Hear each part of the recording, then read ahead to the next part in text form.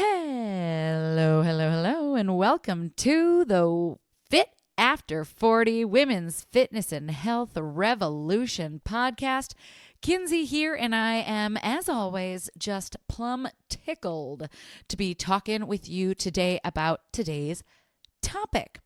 So, our topic today, drum roll please. You probably already know it because you read the title, but I want that drum roll. 5 ways to progressive overload at home to get stronger without needing to go to a gym. Now, there are 1.5 million reasons that we might not want to go to a gym or that we can't go to a gym. I have been an online personal trainer for many years. Sometimes it was because people didn't have time in their busy schedules, so it just made more sense to hop on a Zoom call with me in their lunch break or right before they hopped onto a Zoom call with their coworkers. Sometimes it's just a comfort thing where they don't feel comfortable or confident going into a gym. They don't know what to do. There's just plenty of reasons why people opt to work out at home, and that's a wonderful thing. But as always, the most important thing that we can do for our body as we age when it comes to fitness is building and maintaining muscle. And that becomes a little bit more of a challenge when we're looking at our home workouts, because the benefit of having a gym is that we have access to all sorts of equipment and weights that we're probably, if we're most of us, not going to invest in for an at-home gym. So this is my attempt today to help ensure that you are continuing to progressive overload, because remember, progressive overload is one of the most important principles of strength training and building muscles. It's a training principle that involves gradually increasing the stress on your muscles over time to continue stimulating growth and improve strength and endurance. So if we are at home doing curls, let's just say with the same 10-pound weights over and over and over for weeks, for months, for years, eventually your body is no longer going to have to adapt in order to move that load. Traditionally, one of the most common ways to do that if we were in a gym would be to increase the weight by about 5 to 10%. So we'd take those 10-pound curls, we'd make them 12-pound curls for 10 to 12 sets. When that started feeling pretty easy and getting close or further and further away from fatigue, we could take it up to 15. So commonly, and I think when most people think about progressive overload, especially new to the fitness space, that's usually the thing that pops into the mind. And that is a great way to progressive overload. If you are working out at a gym, I love that.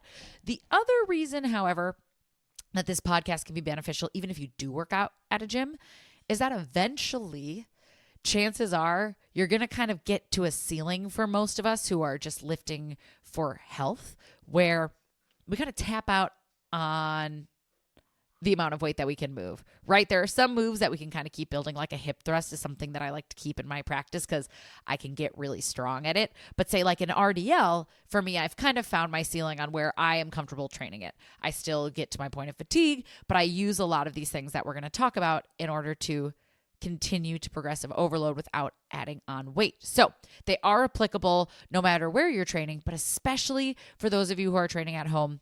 I really want to give you these as tools to dial in to make sure that you're not just wasting your time.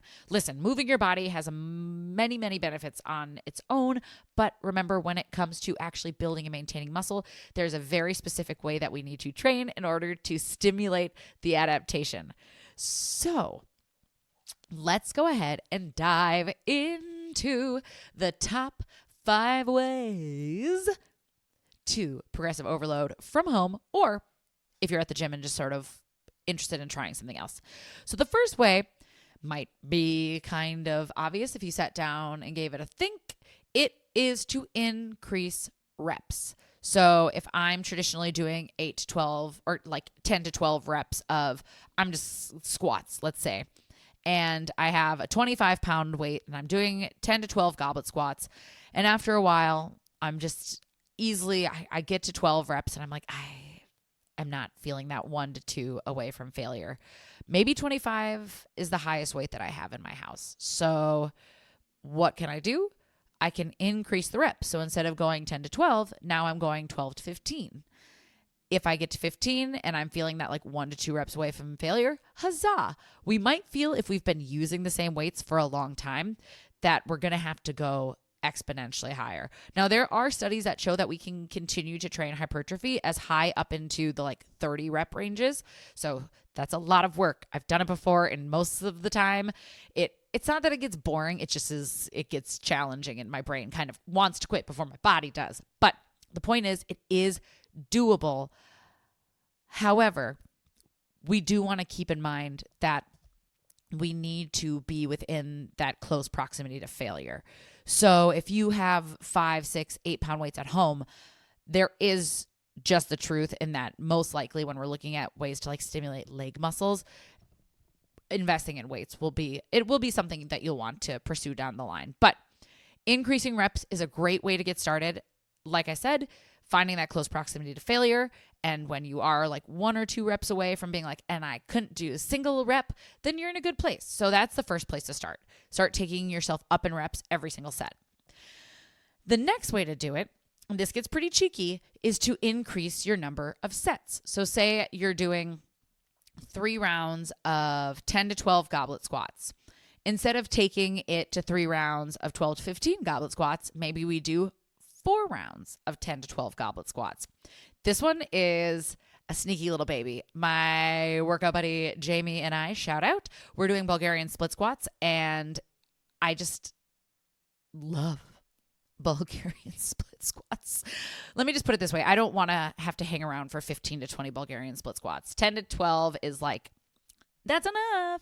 So I added a set onto it, and boy, howdy, does that add up. When we're looking at like the NASM approach, National Academy of Sports Medicine, a lot of these, they have you taking up to as many as 6 sets, which to me in a gym capacity just doesn't always make sense for the timing. Because again, I'm in a phase of my life where an hour is about all I've got to dedicate. I've got clients, I've got other things to do. I've got a dog who wants to go outside.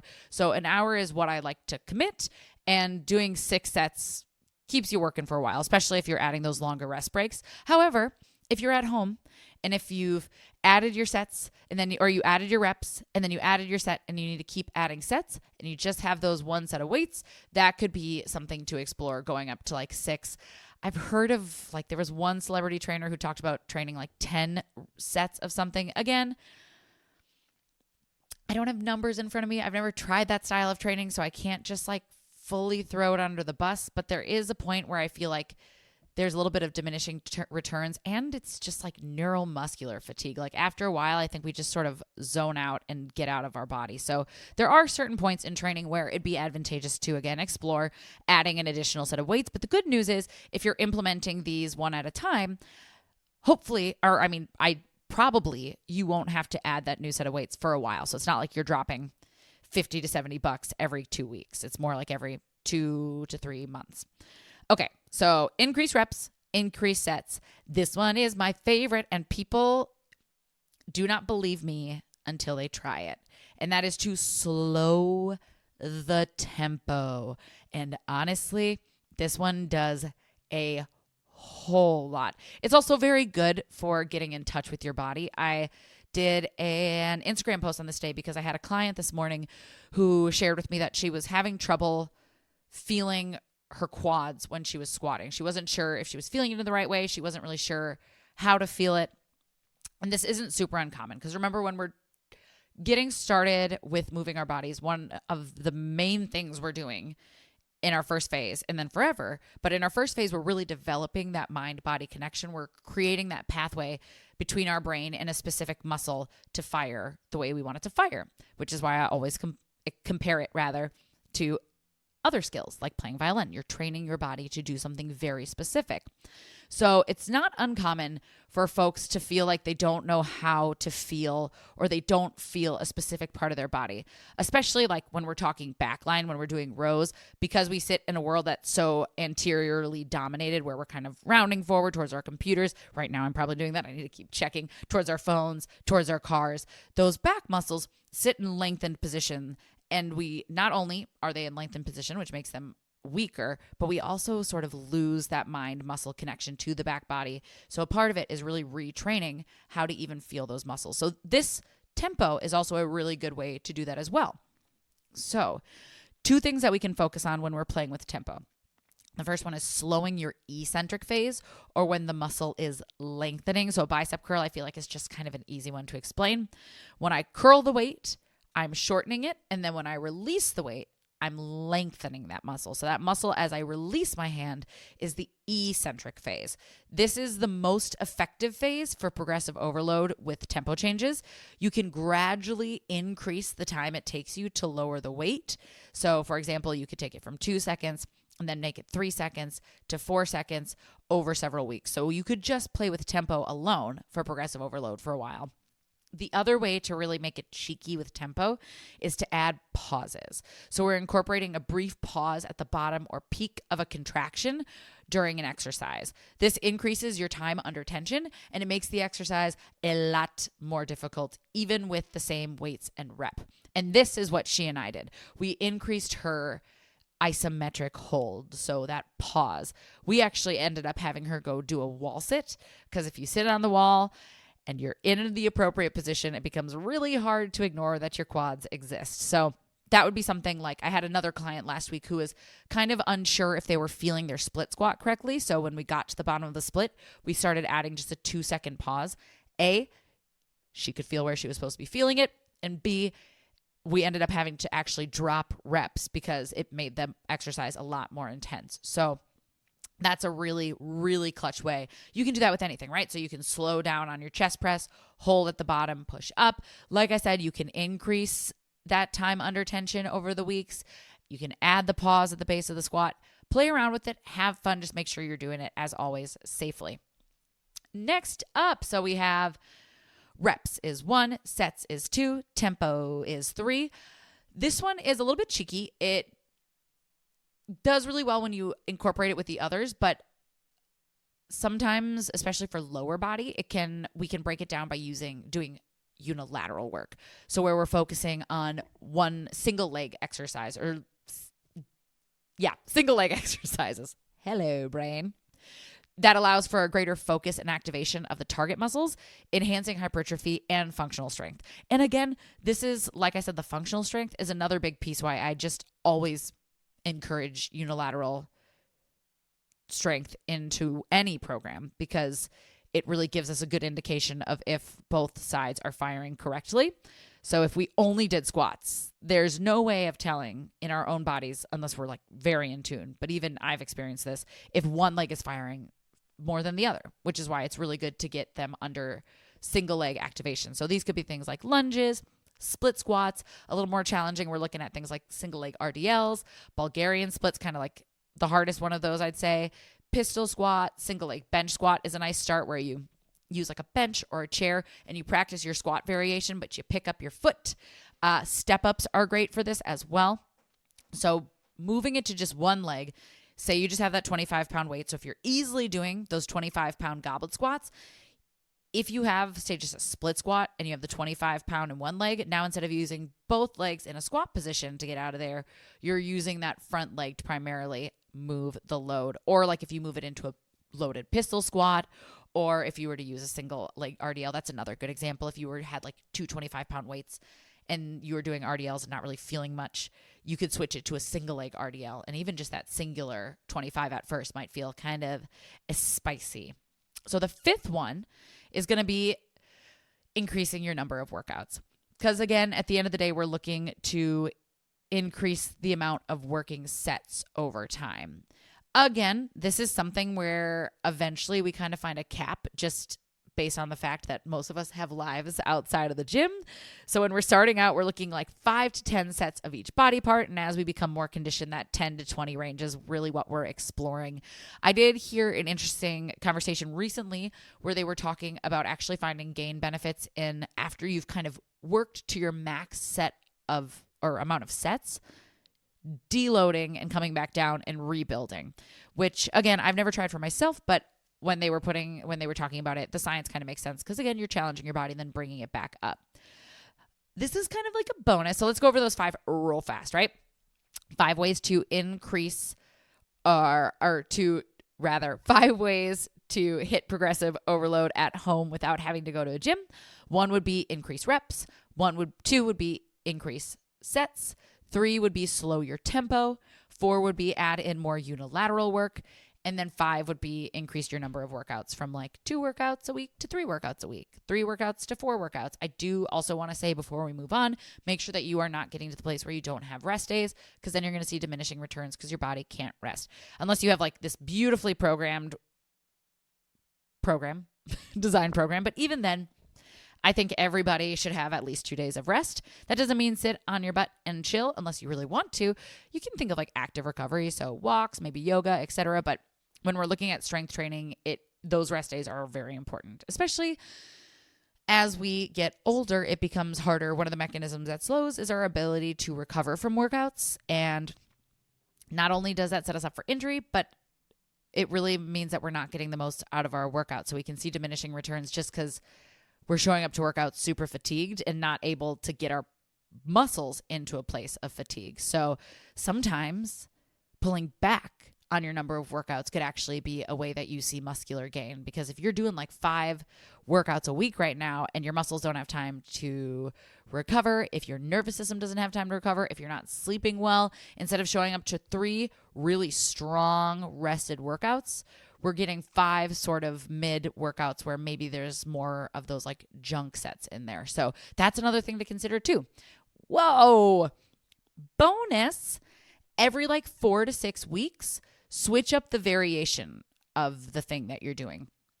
So remember when we're working strength pieces, we don't want to just bounce all over the place and do like a goblet squat here and a sumo squat this week and then a split squat this week. We want to stick with the same metric for several weeks and then build skill and also progressive overload that particular skill. So one thing you could do is say for 6 weeks, your main squat is a goblet squat. And then maybe the next 6 weeks, it's a sumo squat or a split squat variation. And then the next 6 weeks, it's a 1.5 squat where you get to the bottom and you do a slight pulse up and down and come back up. So every 4 to 6 weeks, you can kind of change up the stimulus once you've tapped out the ability to progressive overload on the variation that's currently in your programming. And then eventually, like we talked about, there is just a reality to the fact that there is going to be a time where it's going to be more advantageous to just buy the heavier weights, especially if we're rolling in with those 2, 4, 5, 6 pounds.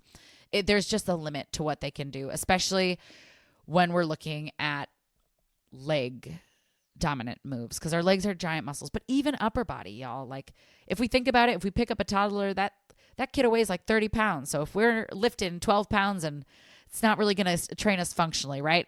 They're fine for your first month when you're training endurance, because so much of the endurance phase when we're looking at stabilization endurance is slowing down. So we're doing that 4-2-1 tempo of the eccentric for 4, the hold at the isometric for 2, and then back up. And we're doing higher rep ranges.